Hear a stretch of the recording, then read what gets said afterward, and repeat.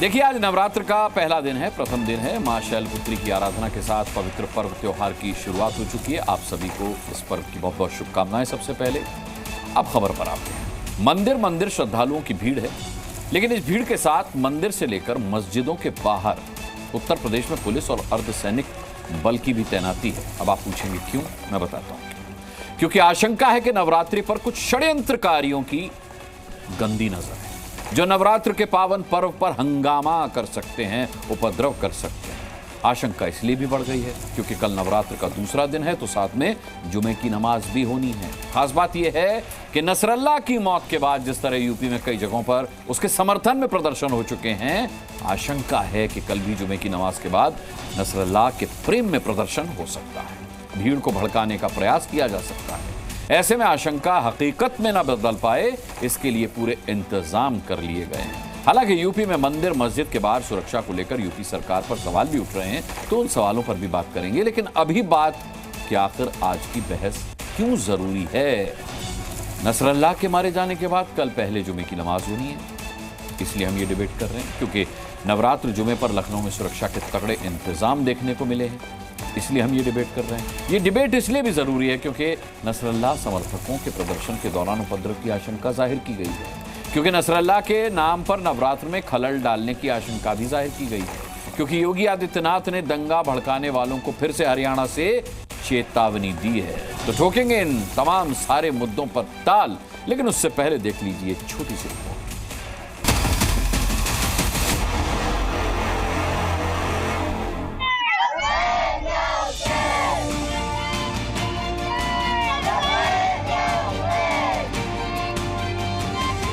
जितने बड़े माफिया थे, गुंडे थे, ये सब गुंडे और माफिया या तो जेल में है या राम नाम सत्य है की यात्रा में जा चुके हैं।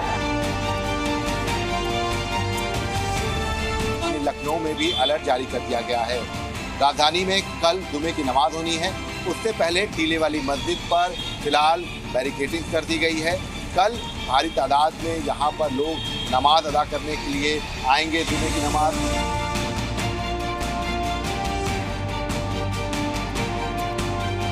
1844 इसका ताल्लुक अगर सिर्फ मुसलमानों से है या मस्जिदों से है तो ये मुनासिब नहीं है। लखनऊ में बाकायदा नवरात्र और इजराइल और ईरान के मुद्दे को लेकर अलर्ट भी जारी किया गया है। ऐसे में तमाम मंदिरों में, इसके साथ साथ मस्जिदों में सुरक्षा व्यवस्था जो है चाक चौबंद की गई है।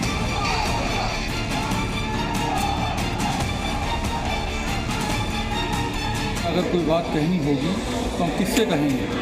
हम किसी दूसरे देश वाले से थोड़ी कहेंगे, किसी और देश की हुकूमत से थोड़ी कहेंगे। हम जो भी कहेंगे अपनी हुकूमत से कहेंगे।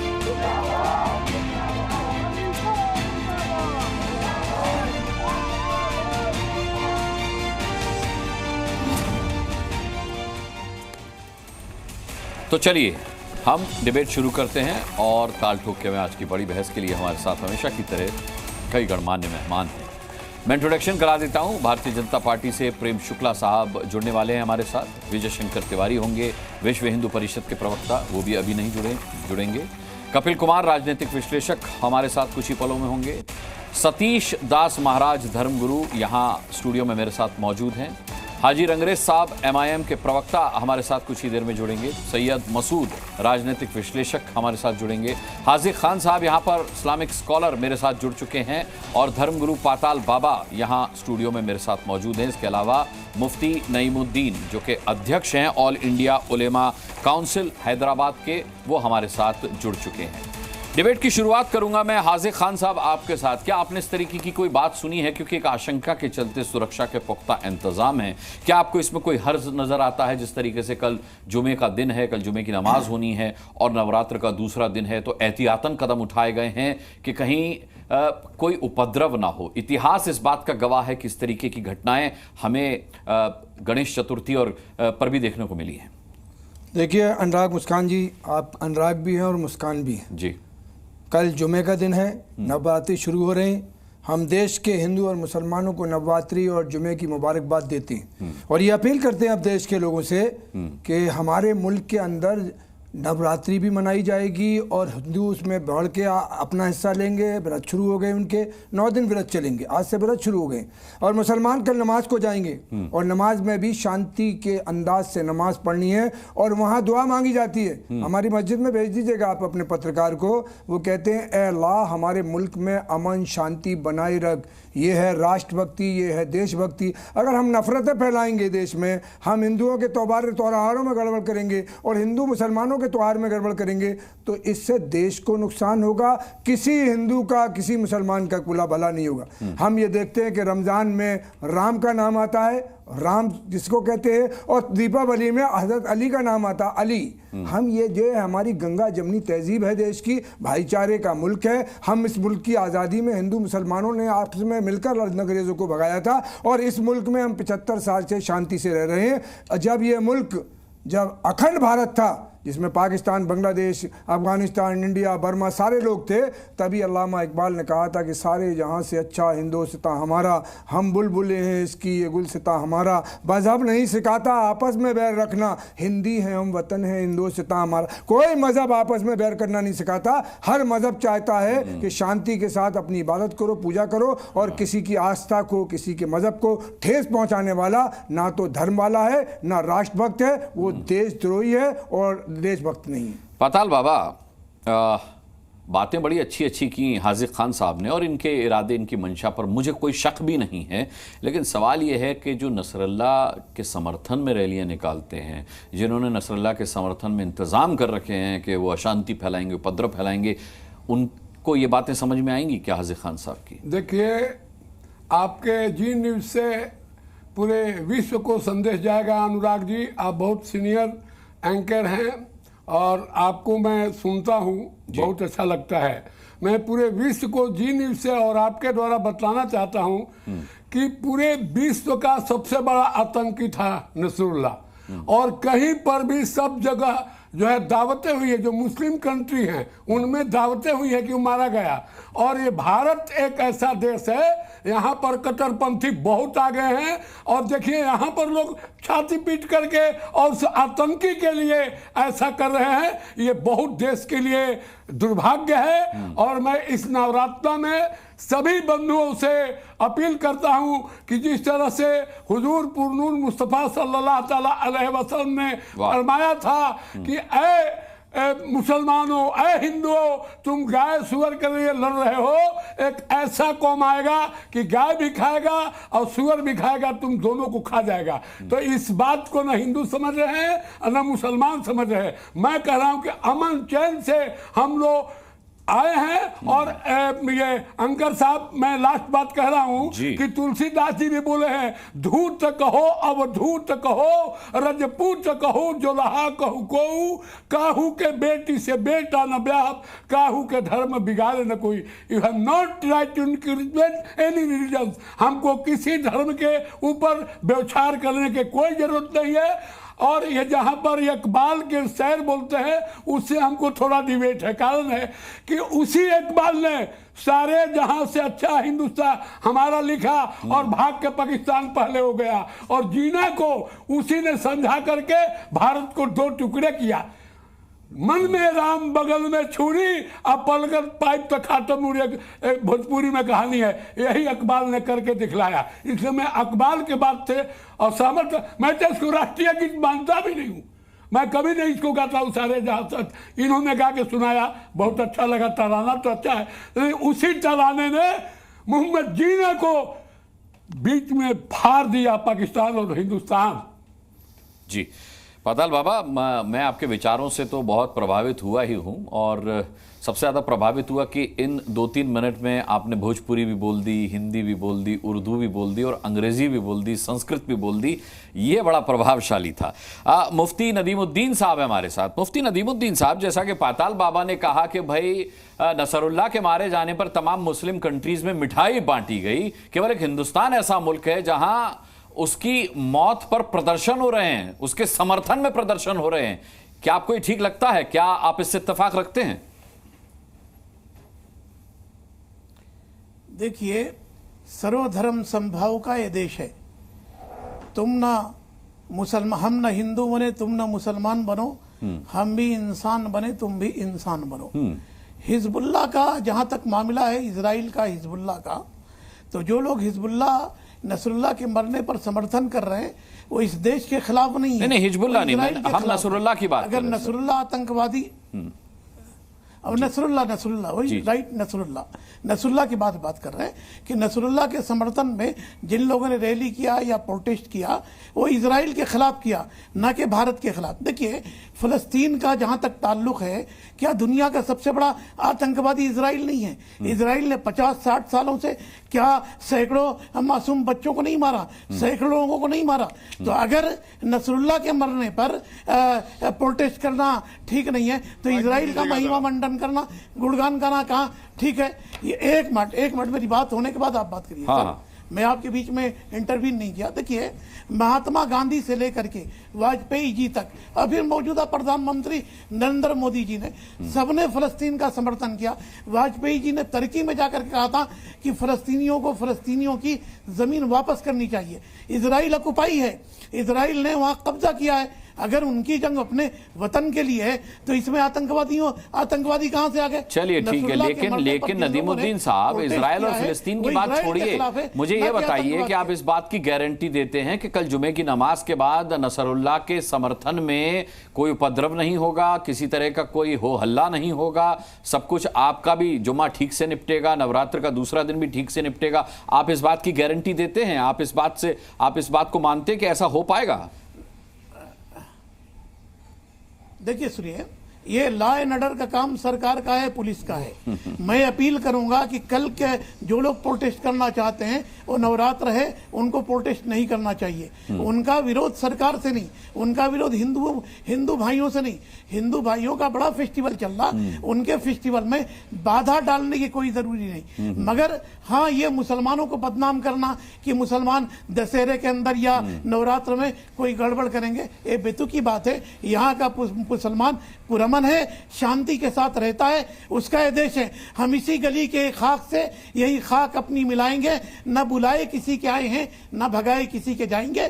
तो मैं कहता हूं कि पुरमन रहो, आप नमाज पढ़िए और मुल्क की बेहतरी के लिए, भाईचारे के लिए दुआ करिए। और नवरात्र है इसलिए एहतजाज करने की जरूरत नहीं। जो लोग एहतजाज करते हैं वो पुलिस से परमिशन ले, अगर पुलिस परमिशन देती है तो ठीक है, अगर परमिशन नहीं देती है तो एहतजाज करने की कोई जरूरत नहीं है। बिल्कुल बिल्कुल बिल्कुल। लेकिन इस बात से मैं सैयद मसूद साहब, मुझे ये बताइए, प्रेम शुक्ला जी के पास में जाऊं उससे पहले बड़ी अच्छी बात नदीमुद्दीन साहब ने कही है। मुझे ये बताइए कि वो कह रहे कि लॉ एंड ऑर्डर सरकार का काम है, तो जब ये लॉ एंड ऑर्डर तैनात किया जा रहा है, लॉ एंड ऑर्डर को मेंटेन रखने के लिए सुरक्षा बल तैनात किया जा रहा है, तो मुसलमानों का एक तबका उसका विरोध क्यों कर रहा है? ये मुझे समझाइए आप सैयद मसूद साहब, कि विरोध भी मुस्लिम कर रहे हैं इसका कि भैया क्यों इतनी सिक्योरिटी लगा दी, ऐसी क्या आशंका है? भाई देखिए, ऐसा है कि जब से उत्तर प्रदेश के अंदर योगी जी की सरकार आई है, हाँ, तभी से मुसलमानों के हर त्योहार के ऊपर या जुमे के ऊपर, ईद के ऊपर पूरी तरह से प्रेशर बनाने की कोशिश प्रशासन के द्वारा और शासन के द्वारा करी जाती रही है। कैसे कैसे कैसे? ये हम पिछले 7 सालों में देख रहे हैं। हाँ, और इसमें हमने ये भी देखा है कि चाहे ईद का मामला हो, चाहे कोई मसला हो, अब इजराइल के ऊपर और ईरान के बीच में जंग चल रही है। हाँ। यहाँ पर अगर आप सोशल मीडिया उठा के देखें, ट्विटर उठा के देखें, तो वहां पर बहुत से कट्टरपंथी जो हैं, जो भाजपा के लोग हैं, सोशल मीडिया से देश थोड़ा ही चलता है सर। सैयद मसूद साहब, सोशल मीडिया पढ़कर मत आइए ना। सोशल मीडिया क्यों देखकर आ रहे हैं आप? सोशल मीडिया पर तो उपद्रवी लोग रहते हैं, आमतौर पर उनका यही काम रहता है। सोशल मीडिया का रेफरेंस लेकर आएंगे तो फिर कैसे डिबेट करेंगे? सोशल मीडिया पे वो भाजपा का आईटी सेल बैठा हुआ है ना। हाँ, तो वो तो कांग्रेस का भी आईटी सेल है, वो तो एमआईएम का भी आईटी सेल है, वो तो हर राजनीतिक पार्टी का आईटी सेल है, तो उनका रिवाज है साहब, उसमें क्या करना है? अरे साहब, भाजपा से आप ये कहिए ना कि इस तरीके का प्रोपेगेंडा ना फैलाए। हाँ, क्यों फैला रहे हैं? नहीं, तो मुझे एक बात बताइए कि गणेशोत्सव पर जो पत्थर फेंके गए थे वो किसने फेंके थे? गणेश उत्सव पर कान फाड़ शोर किसने मचाया था? अच्छा, कान फाड़ शोर किसने मचाया था? मैं प्रेम शुक्ला से आजाद पूछूंगा होगी इसका। तो लाउड स्पीकर उतरवा दिया जाएगा। तो मतलब शोर का जवाब आप पत्थर से देंगे। तो मतलब शोर का जवाब आप पत्थर से देंगे, मतलब आप ये कह रहे हैं ना। आपने सीधे सीधे स्वीकार कर लिया पत्थरबाजी को, आपने एडमिट कर लिया। वाह भाई वाह, ये मैं आपकी तारीफ करना चाहूंगा सैयद मसूद साहब। ये पहली बार ऑफिशियली आप स्वीकार कर रहे हैं कि गणेशोत्सव पर शोर हुआ इसीलिए पत्थर चले। किसी ने पत्थर फेंके, किसी ने डंडा चलाया, किसी ने फाटक तोड़ा, तो सारी कार्रवाई जिसने करी उसके ऊपर पहले कार्रवाई हो, पत्थर वालों पे भी कार्रवाई हो। खुलेआम आपने पत्थरबाजी का समर्थन कर दिया। ये पहली बार हुआ है, देखिए ये पहली बार हुआ है। इसके लिए मैं आपके हौसले को मुबारकबाद भी दूंगा। मुसलमानों के लिए कुछ और है और दूसरे समुदाय के लिए कुछ और है, ये सवाल है मेरा। अच्छा ठीक है, प्रेम शुक्ला साहब बताइए, पत्थरबाजी का समर्थन कर रहे हैं लेकिन सवाल सरकार पर भी उठा रहे हैं। कह रहे पत्थरबाजी के लिए जो उकसाते हैं उन पर भी कार्रवाई होनी चाहिए और उन पर पहले कार्रवाई होनी चाहिए। मैं पूछ रहा हूँ सैयद मसूद साहब, आपके सवाल का जवाब ही प्रेम शुक्ला से पूछा। पता नहीं ये कौन साहब है, इनकी बातों का हम क्या जवाब दें। ये पॉलिटिकल एनालिस्ट है सर सैयद मसूद, बोलिए। ये कहीं से पॉलिटिकल एनालिस्ट नहीं दिखाई दे रहे, ये तो पत्थरबाजों के समर्थक दिखाई दे रहे हैं। और पत्थरबाजों का समर्थक, हिंसा का समर्थक, जिहाद का समर्थक, उसकी बातों का क्या जवाब दें अनुराग जी। अब वो कह रहे हैं कि शोर मचाने पे पत्थर चलाना चाहिए, तो अजान पे शोर मचती तो पत्थर चलाएं सब लोग, कल से सब घेर कर जो है मस्जिदों पर पथराव करें। ये इनकी नहीं रुक जाइए सैयद मसूद साहब, मैं समझ गया, आपका पॉइंट क्लियर कर दिया गया है, आपका पॉइंट क्लियर। अब जवाब सुन लीजिए, आपत्ति होगी तो दर्ज कराइएगा बाद में जी। अब बताइए अनुराग जी, सुप्रीम कोर्ट के निर्देश हैं कि धार्मिक स्थल पर किसी प्रकार का लाउड स्पीकर नहीं लगाना चाहिए। इसके बाद भी 5 वक्त आप जो हैं अजान लाउड स्पीकर से दे रहे हैं और इस शोर पर नाराज होकर कुछ लोग सैयद मसूद के तर्क के अनुसार जमा हो जाएं और पत्थर चलाने लगे, तो इस देश में तो रोज दंगा होगा। लेकिन प्रेम शुक्ला जी, हमें यह नहीं भूलना चाहिए कि डीजे हिंदू भी बजाते हैं और बड़ी ऊंची आवाज में बजाते हैं डीजे, चाहे नवरात्र का मौका हो, गणेश चतुर्थी का मौका हो, गणेश पूजा का, दुर्गा पूजा का मौका हो, डीजे बजते हैं। सुन लीजिए अनुराग जी, नहीं समझ गया मैं आपकी। नहीं सुन लीजिए, डीजे हमारे यहाँ तो संगीत जो है हमारे धर्म का हिस्सा है। इनके यहाँ तो संगीत हराम है। तो ये संगीत हराम होने के बाद भी जो है जो डीजे बजाते हैं उनका क्या किया जाए। नबी साहब का जन्मदिन था अभी, ईद मिलादुन नबी, तो डीजे जो है मंदिरों के सामने रोककर बजाए गए। ऐसे बहुत सारे आपको दृश्य और वीडियो भेज सकता हूं मैं, जब मंदिरों के सामने घंटों रोककर डीजे बजाए गए, तब मंदिरों से लोग पत्थर फेंके। एक सवाल का जवाब दें, कौन से मिलादुन नबी में था, किस जगह था, जरा बता दें जरा। डीजे ये कौन चीख रहा है भाई? ये हाजी खान साहब है। सवाल है आपसे सर, सवाल पूछ रहे हैं, आप झूठ बोलेंगे तो सवाल किया जाएगा। कौन सी जगह डीजे बज रहा था मिलादुन नबी में? नहीं ऐसे बदतमीजों कहां से पकड़ के लाए? जाहिल हो तुम यार, बात करते हो जहालत की। देखिए वही होगा, मैं नहीं चाहता, नहीं प्रेम शुक्ला जी, प्रेम से रहिए, प्रेम शुक्ला जी, आप तो प्रेम से बात करने के लिए जाने जाते हैं। मैं तो प्रेम से रह रहा हूं। नाम के अनुरूप है आप। नफरती लोगों को पकड़ लाया आपने। नहीं, मैंने बड़े सम्मानित तरीके से बुलाया है और हाजिक खान साहब जो है अक्सर हमारी डिबेट में रहते हैं, पकड़ कर नहीं लाया हूं, बड़े सम्मान से बुलाया इनको मैंने। बोलिए। आप पकड़ के लाने लायक ही प्राणी हैं। नहीं, तुम बहुत बड़े व्यक्तिगत होने से बचिए। हाजिक भाई आप भी बचिए, प्रेम शुक्ला जी से भी मैं निवेदन कर रहा हूँ, व्यक्तिगत होने से बचिए।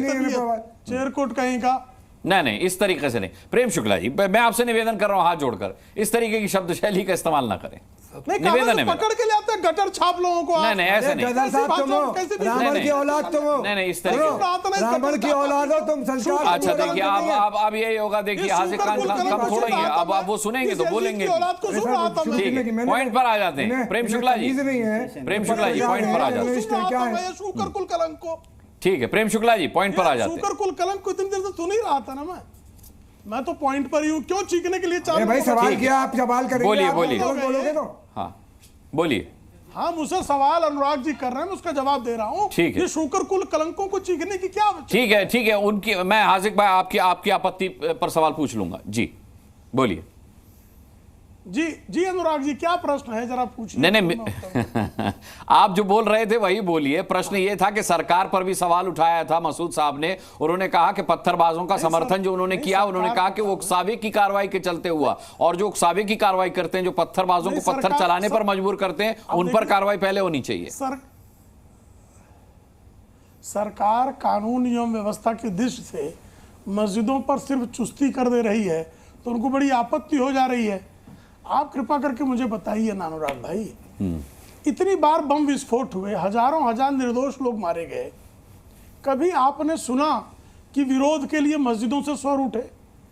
12 मार्च 1993, 26 जुलाई, उसी तरह से जो है 9/11, आप ऐसे एक दो नहीं हजारों घटनाएं हैं इस देश में जब जो है एक वर्ग विशेष के लोगों ने, मजहब विशेष के लोगों ने पाकिस्तान के स्पॉन्सरशिप से भारत के निर्दोषों का कत्लेआम किया। कभी आपने सुना कि मस्जिदों से उसके खिलाफ जो है किसी प्रकार की निंदा के स्वर प्रकट हुए हों, उसका विरोध हुआ हो? कश्मीर में का एक हिस्सा पाकिस्तान ने कब्जा कर रखा है, पाकिस्तानी कब्जे वाला जम्मू एवं कश्मीर का हिस्सा है, वहां आए दिन जो है नरसंहार होते हैं। उस पर कभी आपने सुना कि किसी मस्जिद से विरोध का स्वर उठा? हमारे देश के तमाम जवान बलिदान होते हैं। इसी लखनऊ में मनोज पांडे ने बलिदान दिया कारगिल को मुक्त कराने के लिए। कभी आपने सुना कि मनोज पांडे के लिए जो है शोक प्रस्ताव किसी मस्जिद से पारित हुआ हो, उनके लिए नमाज अदा की गई हो? लेकिन एक आतंकवादी कहां मर गया, क्या लेन देन उसका भारत से, जो भारत की रक्षा करने के लिए प्राणों का बलिदान देते हैं? भारत में तो ये सब भी रह रहे हैं ना। ये जो आपके पैनल पे बैठे हुए हाजी साहब हैं और उनके मित्र मंडली है, ये सब भारत की सुरक्षित होंगे तो ही सुरक्षित होंगे ना। तो भारत की सुरक्षा के लिए बलिदान हुए लोगों के लिए शोक नहीं होगा, लेकिन नसरुल्लाह जो भारत के लिए बलिदान हुआ, क्या भारतीय नागरिकों की रक्षा के लिए बलिदान हुआ, क्या उसके लिए शोक है? तो साहब आप जो है भारत के जवानों की वीर गति पर आपको पीड़ा नहीं होती। एक नसरुल्लाह जो आतंकवादी घोषित है, वो कोई हमने आपने नहीं घोषित किया है, अंतरराष्ट्रीय व्यवस्था ने उसको आतंकवादी घोषित किया है। उस आतंकवादी की मौत पर इतना सियापा कि आपको मस्जिदों में कानून एवं व्यवस्था की स्थिति को ठीक करने के लिए अलर्ट रखना पड़े, इस पर भी इनको आपत्ति है कि अलर्ट क्यों रख दिया? गजब के तर्क है कि नहीं है? ठीक है, सैयद मसूद साहब कुछ कहना चाहते हैं? छोटी टिप्पणी रखिएगा, आज मेहमान बहुत है मेरे साथ और मैं चाहता हूं कि सबको मौका मिले और बराबर से मिले। सैयद मसूद साहब। अनुराग जी, हाँ अनुराग जी, इनसे जो खुदाई नातराज बैठे हुए हैं यहाँ पर, शुक्ला जी, इनसे कहिएगा जरा खामोश रहे और खामोशी से पहले पूरी बात सुने। पहली बात तो ये, मैंने किसी पत्थरबाज को समर्थन नहीं करा। अरे भाई आपने किया है, इस डिबेट में किया है भाई, किया है। नहीं, इस देखिए आप अफसोस जाहिर करके अपने शब्द वापस ले सकते हैं, बट ये मत कहिए कि मैंने नहीं किया। मैंने आपसे सीधा सा सवाल पूछा था पत्थरबाजी पर और आपने कहा कि उकसाता कौन है, तेज आवाज में म्यूजिक बजाता कौन है? मैंने कहा उकसाता जो है उसके ऊपर भी कार्रवाई होनी चाहिए, पत्थरबाजों के ऊपर भी कार्रवाई होनी चाहिए, मगर कार्रवाई सिर्फ एक तरफा होती है। मुसलमान अगर सुई भी तोड़ेगा तो कार्रवाई हो जाएगी। किसी भी हालत में आपको पत्थर चलाने का राइट नहीं है सर, किसी भी हालत में नहीं है। इस देश की कानून व्यवस्था बहुत मुस्तैद है और खासकर यूपी की तो बहुत ही मुस्तैद है। आप अपने अल्फाज मेरे मुंह में क्यों डालना चाह रहे हैं? नहीं, मैं नहीं डालना चाह रहा आपके अल्फाज, लेकिन मैं आपके अल्फाजों से आपको मुकरने भी नहीं देना चाहूंगा। आपने पत्थरबाजों का समर्थन किया है, अब आप मुकरिए मत कि मैंने ये नहीं कहा। मैंने किसी पत्थरबाज का समर्थन नहीं करा। दूसरी बात ये जो कुत्ता नातराज बैठे हुए हैं शुक्ला जी, इनको ये भी बता दीजिए सुप्रीम कोर्ट ने जो फैसला दिया था उसमें लाउड स्पीकर लगाने या न लगाने में फैसला नहीं था। वो फैसला था कि आवाज 60 डेसिबल से ऊपर नहीं जानी चाहिए। मगर जब पंडाल लगते हैं गणेश चतुर्थी के, दुर्गा पूजा के, तो उसकी आवाज इतनी होती है अगर किसी के पेसमेकर लगा हुआ हो तो हार्ट अटैक से वही मौत आ जाए। ऊपर की इतनी आवाज होती है, उसके ऊपर। चलिए मैं इसका जवाब विजय शंकर जी से लेता हूं। विजय शंकर तिवारी जी, ठीक है, विजय शंकर तिवारी जी से इस सवाल का जवाब ले लेता हूं मसूद साहब आपके। विजय शंकर तिवारी जी, आवाज कट रही है आपको आवाज मिल रही है सर? अनुराग जी 20 मिनट मैं आ रहा हूं, मैं कपिल जी आ रहा हूं, बारी बारी से सभी के पास आ रहा हूं। मुस्कान जी आपकी आवाज कट रही है। ठीक है, आपके नेटवर्क में इशू है, इसको थोड़ा सा दुरुस्त करवाइए, मैं अपनी तरफ का चेक करवाता हूं। कपिल कुमार जी, बहुत देर से आप कुछ कहना चाह रहे हैं। सवाल ये उठता है कि यहां जितने भी मेरे पैनलिस्ट मुस्लिम्स हैं, मुस्लिम स्कॉलर्स हैं, वो ये प्रिटेंड कर रहे हैं, वो ये बता रहे हैं, वो इस बात की पैरवी कर रहे हैं कि कहीं पर भी दंगा फसाद नहीं होना चाहिए, कानून व्यवस्था जो है वो सरकार का काम है। तो वो कौन मुस्लिम है जो इस कानून व्यवस्था पर सवाल उठा रहे हैं? वो कौन मुसलमान है जो नसरुल्लाह के समर्थन में हिंसा तक पर आमादा होने को तैयार है अपने समर्थन के जरिए?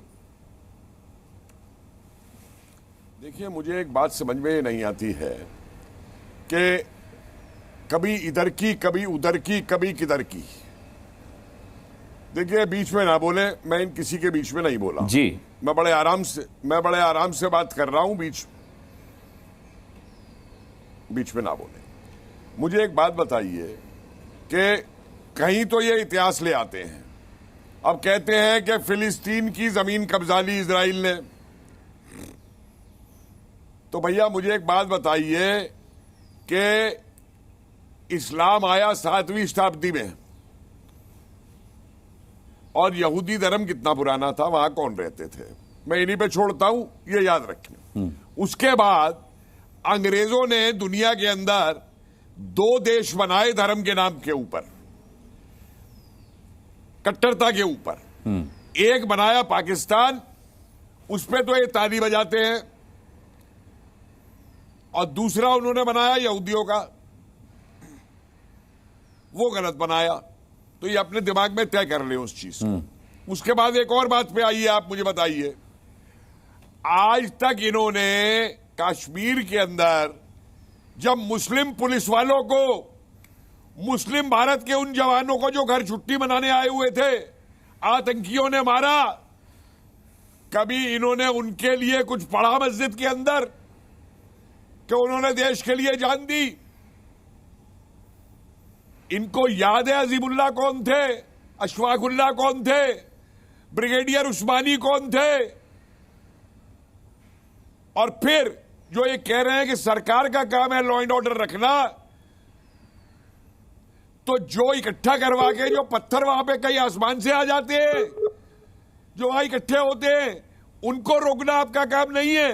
लेकिन सरकार अगर फिर लाठी जला दे पत्थरों पे, तो सरकार का काम है। तो ये दोहरी नीति नहीं चलेगी, ये दोहरी नीति नहीं चलेगी। और एक बात और मुझे बताइए, अगर इतनी मोहब्बत है हमारे उससे, और होनी भी चाहिए, और मैं ये नहीं कहता कि सबकी नहीं है, ये कुछ कट्टरवादी हैं जिनकी नहीं है। पाकिस्तान के अंदर कई आतंकवादी मारे गए जो भारत में आतंक फैलाते थे। इन्होंने कभी किसी पे जश्न मनाया इस बात पे कि भारत के ऊपर जो आतंकवादी आके मारते हैं? मेरा इनसे एक सवाल है कि जितने आतंकवादियों ने भारत के अंदर हमले किए, क्या उन्होंने भारत में ये हमले देख के किए कि हिंदू मरेगा या मुसलमान मरेगा? हर आतंकी हमले के अंदर भारत में हिंदू भी मरा, मुसलमान भी मरा। जी, इनकी जबान नहीं निकलती है, इनकी जबान नहीं खुलती है। आपका सवाल मैं हाजी रंगरेज साहब से पूछे लेता हूं। और एक आखिरी सवाल, जी जी, एक आखिरी सवाल, एक आखिरी सवाल। अरे मुझे एक आखिरी सवाल, जी जी पूछिए पूछिए। ये बताइए मुझे कि हर अपराधी जिसने बड़े बड़े अपराध किए हो, जिस पे 50-50 केस चल रहे हो, अगर उसका नाम मुसलमान है, तो आप उसकी तरफ से भी पत्थर बरसाने आ जाते हैं, उसके जनाजे में भी इकट्ठे हो जाते हैं। आप में से कितनों ने इस नारे का विरोध किया कि अफजल अब शर्मिंदा है, तेरे कातिल जिंदा है? एक आतंकी को सुप्रीम कोर्ट ने फांसी दी थी, वहां ने सुप्रीम कोर्ट याद नहीं आता। हम विरोध करते हैं ऐसे लोगों याद आ का, जाता है सुप्रीम कोर्ट। हम विरोध करते हैं ऐसे लोगों का जो अफजल की हिमायत करें। आप गलत बयानी कर रहे हैं। देश के माहौल को बिगाड़ने वाले 1% लोग हैं, चाहे वो हिंदू हो या मुसलमान। चलिए मैं आपके सवाल सुनिए कपिल कुमार जी, मैं आपके सवाल जय फिलिस्तीन का नारा लगाने वाले हाजी रंगरेज साहब से पूछ लेता हूं। जय फिलिस्तीन का नारा लगाने वाले हाजी रंगरेज साहब से पूछ लेता हूं। हाजी साहब, नहीं, मुझे बोलना। मैं आता हूं मुफ्ती जी, मैं आता हूं आपके पास। देखिए मुस्कान जी, जिस तरीके से जो सरकारें हैं, अगर प्रोटेस्ट करने का जो अधिकार है वो हमारे संविधान ने हमें दिया है और देश के कानून ने हमें दिया है। अगर हमें लगता है कि कोई चीज गलत हो रही है, तो अगर हम किस बात पे प्रोटेस्ट करने का अधिकार तो सरकार उस प्रोटेस्ट को नहीं रोक सकती। प्रोटेस्ट करना संविधान चाहे का वो अधिकार एक आतंकवादी के समर्थन में हो प्रोटेस्ट, देखिए हाजी रंगरेज, चाहे आतंकवादी की मौत के समर्थन में क्यों ना हो प्रोटेस्ट। अच्छा, आपने बहुत अच्छा बताया। अब मैं आपको आईना दिखा देता हूं और आपके जो पैनल, मुझे क्या आईना दिखाएंगे आप? मैं आपको भी आईना दिखा रहा हूं, आपके पैनल को। जब लोग लिंचिंग करते हैं तो उनकी महिमा मंडन कौन करता है? बिल्किस बानो के जो हत्यारे थे, बलात्कारी थे, उनको फूलमाला किसने पहनाई? जयंत सिन्हा जो बीजेपी के नेता थे, उन्होंने फूलमाला पहनाई। कठुआ में एक मुस्लिम महिला का तो मतलब आप एक आतंकवादी का भी समर्थन कर देंगे? मैं आपकी बात को गलत नहीं कह रहा, नहीं, मैं आप आईना दिखा रहे हैं, बड़ा अच्छा है, लेकिन उससे पहले खुद देखिए भी गिरेवा में झांक करके। आपकी सारी बातें सही है, लेकिन क्या उनको डिफेंड करने के लिए आप एक आतंकवादी का समर्थन करेंगे हाजी रंगरेज? देखिए नसर, आप जो मैं किसी का समर्थन और किसी का फेवर करने के लिए और कमाल करने के लिए नहीं। एक पत्थरबाजी को समर्थन कर रहा है, दूसरा आतंकवादी को समर्थन कर रहा है, ये क्या बात हो गई सर? सर सुनिए, हमारा संविधान ये इजाजत देता है कि हम प्रोटेस्ट कर सकते हैं। मेरा कहने का मकसद सिर्फ इतना है। दूसरा मैं एक बात और कहना चाहूंगा, प्रेम शुक्ला जी बीजेपी के जो नेता और प्रवक्ता हैं, बड़बोले हैं थोड़े से बेचारे, ज्यादा वो सुर्खियां लूटने के लिए इस तरीके से बार बार कभी मस्जिद को टारगेट करते हैं, कभी मदरसों को टारगेट करते हैं, कभी अजान से उन्हें दिक्कत हो जाती है। तो मैं कहना चाहता हूं इनसे कि मुसलमान कोई बाई चॉइस यहां पर है, ना कि आपके किसी रहमो करम पर है। तो आप ये जो बार बार हमारी मस्जिद को, हम नहीं चाहते कि कोई कंट्रोवर्सी हो। हम कहें मंदिर में सुबह जैसी फजर की अजान होती है उसके बाद से 2-3 घंटे का टेप रिकॉर्डर चालू कर दिया जाता है और वो 2-3 घंटे चलता है। हमने तो कोई विरोध नहीं किया, हमने तो कभी कुछ नहीं कहा। पत्थरबाजी किसने की?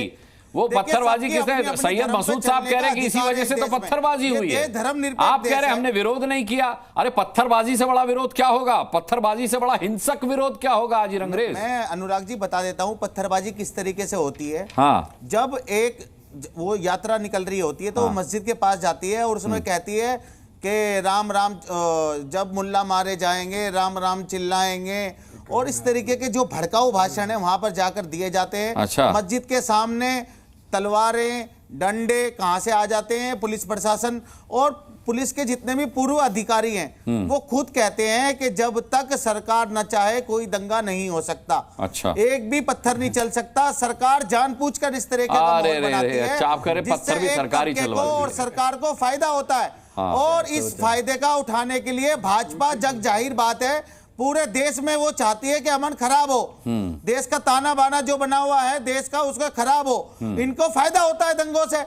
इनको आपस में जो हिंदू मुसलमान है उसकी खाई डालने में इनको फायदा होता है भाई। तो उसी पर अब ये बताइए हाजी रंगरेज साहब कि इनको फायदा होने क्यों देते हैं? प्रेम शुक्ला ने भी कहा, कपिल कुमार ने भी कहा कि कभी किसी मुसलमान ने जो आतंकवादी मारे जाते हैं उनके लिए मिठाई बांटी है कि हाँ ये मारा गया, बड़ी खुशी की बात हो गई है? या फिर अपने देश में जब लोग मारे जाते हैं ऐसे हमलों में, आतंकी हमलों में, तो क्या किसी मुस्लिम समुदाय की तरफ से अफसोस जाहिर किया गया? कभी क्या ये किसी लाउड स्पीकर पे बोला गया? आप मैं तो खुद आपसे ज्ञान मांग रहा हूं, मुझे नहीं पता, आप बताएं कि कभी ऐसा हुआ है क्या?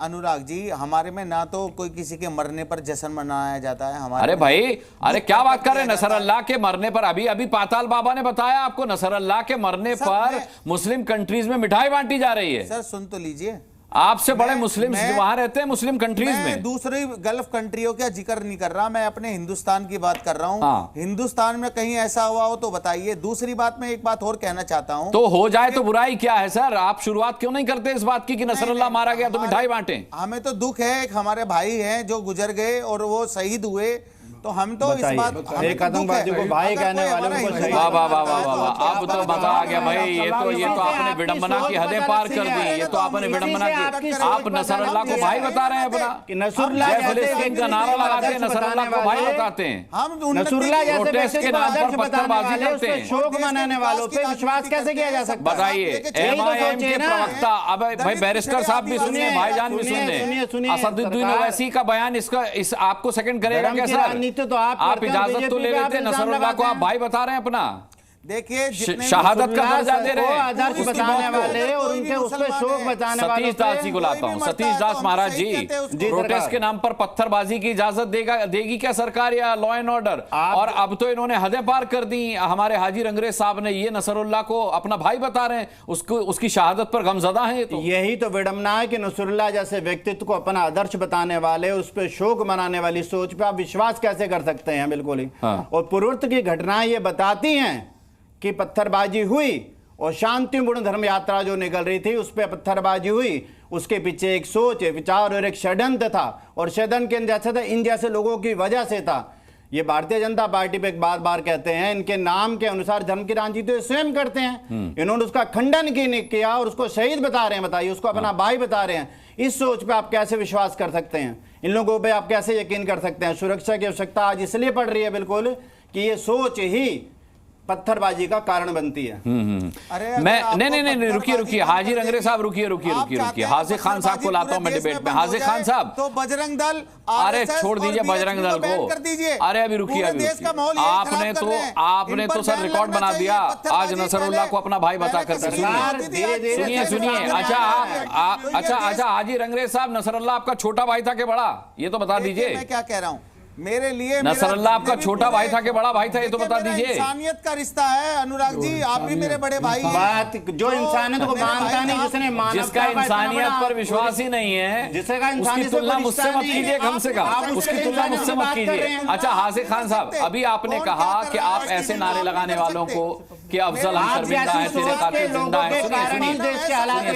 सुनिए सतीश दास जी, हाजिर जी को लाते हैं। हाजिर जी, अभी आपने कहा कि अफजल हम शर्मिंदा है, तेरे कातिल जिंदा है जैसे नारे लगाने वालों को आप सेकंड नहीं करते, आप समर्थन नहीं करते। हाजी रंगरेज साहब के लिए आपके पास क्या जवाब है? वो नसरुल्लाह को अपना भाई बता रहे हैं और उसके मारे जाने को उसकी शहादत बता रहे हैं। अनुराग जी, बात यह है कि कुरान में अल्लाह ताला कह रहा है कि अल्लाह ताला फसाद करने वालों को पसंद नहीं करते। वो फसाद करने वाला मुसलमान हो, हिंदू हो, सिख हो, ईसाई हो, अरबी हो, हिंदुस्तानी हो, अमेरिकन हो, तो क्या हाजी रंगरेज साहब ने इस्लाम नहीं पढ़ा क्या? एक मिनट सर, दुनिया में मानवता के खिलाफ किसी, कुरान कह रहा है मफहूम शायद का कि किसी इंसान ने किसी इंसान का कत्ल कर दिया, वो ऐसा है जैसे उसने पारी मानवता का कत्ल कर दिया। और किसी इंसान ने किसी इंसान की जान बचा ली, वो ऐसा है जैसे उसने सारी मानवता की जान बचा। हम अपने मजहब के एतबार से हम अलग हो सकते हैं, लेकिन मानवता के एहसास के एतबार से दुनिया के लोग एक आदम की औलाद हैं और सारे लोगों को प्रेम के साथ भाईचारे के। हाँ, नसरुल्लाह दूसरे मुल्क का था, हमारे मुल्क से उसका कोई लेना देना नहीं। हमारे मुल्क के अंदर लेना देना नहीं, हाजी रंगरेज का भाई था वो। अरे हाजी रंगरेज जवाब देंगे उसका, मेरे से नहीं। मैं अपनी बात ये कह रहा हूँ कि हमारे मुल्क के लोगों को ये सोचना है, हिंदू हो या मुसलमान हो, जो नवरात्रि मना रहे हैं, जुमा मना रहे हैं, उनको शांति बनाए रखना चाहिए, देश को एकता बनाए रखना चाहिए, देश की अखंडता पे काम करना चाहिए, देश की उन्नति और विकास पे काम करना चाहिए, तब ये मुल्क हमारा आगे जाएगा। हमें किसी की लाश पर, मौत पर खुश होने वाला वो भी उतना ही बड़ा दरिंदा है। किसी हिंदू का कत्ल हो जाए और मुसलमान खुश हो, वो मुसलमान उतना ही बड़ा दरिंदा है जितना कत्ल करने वाला है। इंसानियत पर हमला तो नसरुल्लाह ने भी किया था। लहू का रंग हल्का और गहरा हो भी सकता है, मगर ये एक जैसे है। मेरे आंसू तेरे आंसू, हमारे आपके आंसू एक से। आदमी का करेक्टर बाकी रहता है, बॉडी चली जाती है। मैं हूं, आप हो, जितने पैनल में बैठे हैं, हमारा करेक्टर रहेगा, हमारी बॉडी चली जाएगी। कि हम जो भी पेश करके जाएंगे, जिसमें कि छुरी की धार से चिराग की रोशनी कट नहीं सकती और इस जिस्म की मौत से किरदार मिट नहीं सकता। करेक्टर बाकी रहता है, बॉडी चली जाएगी। आप कितने भी शेर सुना लीजिए हाजिर खान साहब, लेकिन आज सबसे बड़ी जो बात कही है वो हाजी रंगरेज ने कही है कि नसरुल्लाह उनका भाई था और उसकी शहादत हुई है। प्रेम शुक्ला, ये बड़ा दुर्भाग्यपूर्ण है। मैं मानता हूं कि मेरे डिबेट में किसी पैनलिस्ट ने ये बात कही है। मुझे बड़ा अफसोस है हाजी रंगरेज साहब के इस बयान पर। क्या कहेंगे आप? नसरुल्लाह को अपना भाई बता रहे हैं। आप 2 मिनट मुझे देंगे क्या? मैं आ रहा हूं, बिल्कुल आपके पास आ रहा हूं। देखिए, अब शांत हो जाए। देखिए अनुराग भाई, उस्मान बिन लादेन को कुछ लोग भाई मानते हैं, कुछ अल जवाहिरी को भाई मानते हैं, कुछ बगदादी को भाई मानते हैं, कुछ नसरुल्लाह को भाई मानते हैं, कुछ अफजल गुरु को भाई मानते हैं, कुछ दाऊद इब्राहिम को भाई मानते हैं। तो इनमें एक जो है कौम मिल्लत का मामला है। कुछ कौम मिल्लत के नाम पर जो है आतंकवादियों को भाई मानने में खुद को जो है अपनी शान बगाड़ रहे हैं। अब एक तरफ हाजी खान जो है, कौन बीच में बोल रहा भाई है? ये कौन सीख रहा है? नदीमुद्दीन साहब है, नदीमुद्दीन साहब। मैं तो शांति से सुन रहा था ना। अच्छा, ये सैयद मसूद जी क्यों बदतमीजी कर रहे हैं नदीमुद्दीन? क्या इनको एक मिनट, क्या इनको पीड़ा है? दीजिए 1 मिनट सर। जी जी, क्या पीड़ा है? आतंकवादियों के खिलाफ हम बोलेंगे तो इनको पीड़ा हो रही है। भाई विजय शंकर जी का ऑडियो ठीक हुआ तो मुझे बताइए। ये हमारा हक है, हम रोज आतंकवादियों के खिलाफ बोलेंगे। आप ऐसे ही छाती पीटते रहो, आतंकवादी ऐसे ही जो है शूकर की मौत मारे जाएंगे और ऐसे ही आप छाती पीटते रहिए। बताइए, बड़ा दुर्भाग्य विजय शंकर जी का रुख करते हैं। विजय शंकर जी अब तक नहीं बोले भाई, डिबेट खत्म होने को आ गई, उनके ऑडियो में प्रॉब्लम थी। विजय शंकर जी, बड़ा दुर्भाग्य है कि आज मेरी इस डिबेट में किसी ने पत्थरबाजी को जायज बताया। उसने कहा कि वही उकसावे की कार्रवाई है पत्थरबाजी भले जायज ना हो, लेकिन अगर किसी को आप उकसाते हैं पत्थरबाजी को जायज बताया। किसी ने, आपने सुना डिबेट में, आपकी आवाज नहीं आ रही थी लेकिन आप सुन पा रहे होंगे कि नसरुल्लाह को अपना भाई बताया गया, उसके मारे जाने को शहादत बताया गया। ये कितनी बड़ी विडंबना है सर। और हिजबुल्लाह को भारत सरकार आतंकवादी संगठन अनुराग जी कर लीजिए। एक मिनट, विजय शंकर जी को सुन लीजिए, बहुत देर के बाद उनका ऑडियो ठीक हुआ है। जी सुन लीजिए। जी जी अनुराग जी एक मिनट, ठीक है। मसूद साहब बोलिएगा, समय रहेगा तो मैं आऊंगा आपके पास। हाँ, नहीं, देखो अनुराग जी वो गलत नहीं बोल रहे हैं, बिल्कुल ठीक बात कर रहे हैं। उनके वो भाई हैं और जितने आतंकवादी हैं सब इनके भाई हैं। और देश में जो गजनवी आया वो भी इनका भाई था, और जो गोरी आया वो भी इनका भाई था, और ये जो बाबर है, औरंगजेब है, सब इनके आइकन हैं। यानी भारत को लूटने के लिए जो भी है, और भारत में जिस प्रकार की परिस्थितियां पैदा की जा रही हैं, जो पटरी में जो लोग सिलेंडर रख रहे हैं, वो सब इनके भाई हैं। मैं समझता हूं कि यह गलत इन्होंने नहीं किया है, हमें समझने की आवश्यकता है, और हम समझ नहीं पा रहे। अभी बांग्लादेश की घटना को हुए बहुत समय नहीं हुआ है। बांग्लादेश में जब तख्ता पलट हुआ और हिंदुओं की मारकाट चली, वहाँ की बहन बेटियों के साथ बलात्कार हुआ, उनकी दुकानें लूटी गईं, उनके घर लूटे गए, तो भारत के हाजी जैसे लोग खुशी मना रहे थे। तो इनको क्या कहेंगे? वो तो आतंकवादियों के भाई तो हो गए। अब आप बताइए, बुरहान वानी, मैं बार बार उदाहरण देता हूँ, बुरहान वानी की जब हत्या, मतलब सेनानियों ने मारा, तो उसकी जो शव यात्रा थी, लाखों लाख मुस्लिम थे। और जो अफजल गुरु, जिसने भारत की संसद में लोकतंत्र के अंदर घुसकर हत्याएं की, उसके भी शव यात्रा में लाखों लोग थे। लेकिन भारत के एक राष्ट्रपति रहे जो मुस्लिम थे, उनकी शव यात्रा में आपने देखा हजारों लोग मुस्लिम। गांधी जी के कातिल को क्या कर रहे हो? गलत नहीं कर रहे। गांधी जी के कातिल के लिए क्या कह रहे हो? चरित्र है। राजीव गांधी के कातिल के लिए क्या कह रहे हो? इंदिरा गांधी के कातिल के लिए क्या कह रहे हो? उनको तामिल जो इनके ब्लड थे और तामिल का समर्थन किए, और मोसाद ग्रुप का इसमें चाल था, सोनिया का चाल था। आप ज्यादा बात निकलती है तो लगता है आपका हजारों वर्ष से आपको अमरनाथ का चर्चा चल रहा है, और किसका उनको बोल लेने के पातर बाबा लाता हूं। आतंकवादियों के समर्थक जुम्मन चाचा नहीं है। अब मुंबई की फिल्म नहीं चल रही है जो जुम्मन चाचा को शांति का प्रतीक बताया जाए। अब जब से हिंदू बोलने लगा है, तब से आपकी असलियत लोगों को समझ में आ गई है। उनको ये समझ में आ गया ठीक है। नदीमुद्दीन साहब को लाते हैं, फिर कपिल कुमार जी। नदीमुद्दीन साहब को बहुत देर से कुछ कहना चाह रहे हैं। ठीक है, हाजिक भाई, नदीमुद्दीन साहब को बोल रहे थे। नदीमुद्दीन साहब बोलिए, समय कम है मेरे पास, संक्षिप्त रहिएगा। देखिए, विजय शंकर तिवारी जी, प्रेम शुक्ला जी, कपिल मिश्रा जी, तीनों से मैं पूछता हूं कि आप कपिल कुमार हैं वो, कर रहे थे, बुरहान वानी को हीरो किस तरह का? हाँ, कपिल कुमार, ठीक है सर, मैं स्टूडियो में नहीं हूँ इसलिए नहीं जानता। मैं कह रहा हूं कि बुरहान वानी को हीरो किस तरह कहा था? महबूबा मुफ्ती, और महबूबा मुफ्ती के साथ गलबैया करके सरकार भाजपा ने बनाया, तो क्या आतंकवादियों की समर्थक भाजपा थी? एक बात कपिल कुमार से मैं पूछना चाह रहा हूँ, जवाब दूंगा। अभी उस्मानी कह रहे थे, ब्रिगेडियर उस्मान को मालूम ही नहीं है, वो उस्मानी कह रहे। मैं कह रहा हूँ वीर अब्दुल हमीद, कारगिल से जब दंगा हुआ, कारगिल से जब वार हुआ कारगिल का, तो क्या मुसलमानों ने शहादत नहीं दी थी?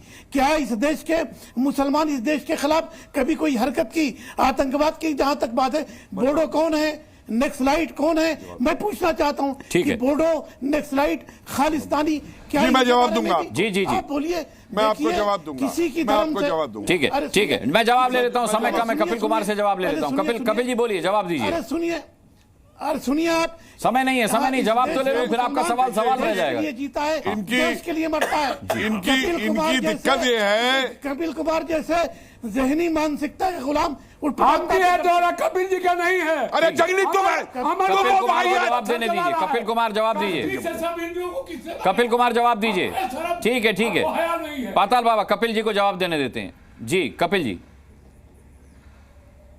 प्रयाग के अंदर जो नकली नोट वाले पकड़े गए हैं, जो हथियार पकड़े गए हैं, वो हिंदू थे, समझे?